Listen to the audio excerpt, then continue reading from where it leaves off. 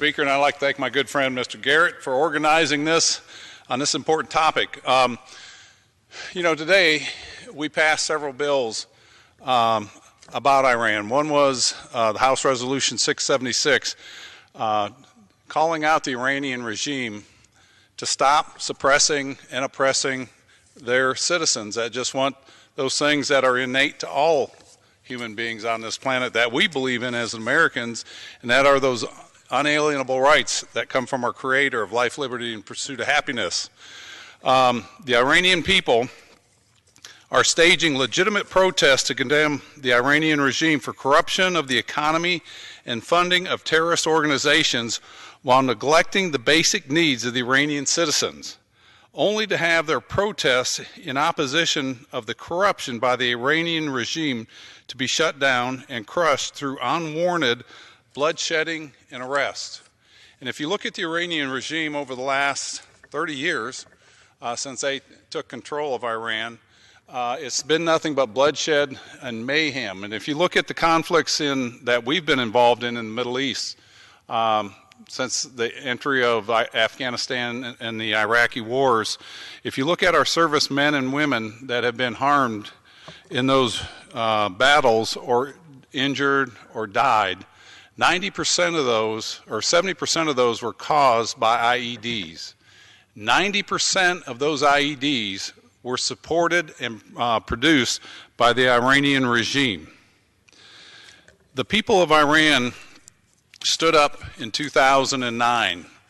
The administration of the United States at that time refused to back the Iranian people that wanted those basic rights that we just talked about, freedoms and liberties. Our nation was founded on the idea that every individual is granted three basic rights: life, liberty, and the pursuit of happiness. And again, we as Americans believe in these unalienable rights. And I find it appalling that the Iranian regime is using deadly force in order to deny the Iranian people their basic freedoms.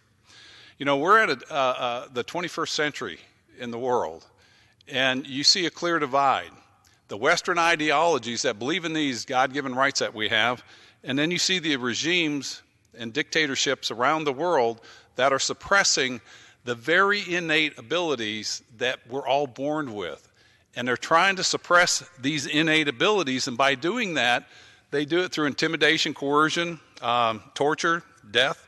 And the leader of the IRGC came out in a statement, and it's in Ed Royce's bill that we voted on today, House Resolution 676, that said they'll investigate it, they'll bring it to an end, and they'll quash these protests, and it'll be done with.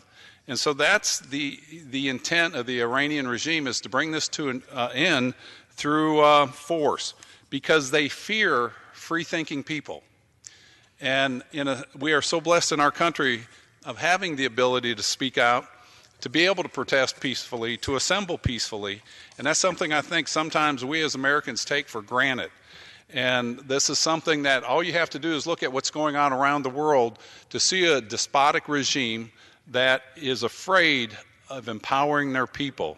The Supreme Leader, Ayatollah Ali Khamenei, must be recognized for what he is: the dictator of an oppressive regime which once again showed the world its true colors by its horrific response to the peaceful and legitimate protests that began on December 28th that saw thousands in prisons, with the leaders being threatened with death, and over two dozen have been killed. I want to send the message that we, the United States, support the rights of those brave Iranians who are peacefully protesting the oppressive Iranian regime, and they're peacefully protesting, again, for the right to pursue life, liberty, and happiness. And again, I want to thank Mr. Garrett for putting this on, and thank you for allowing me.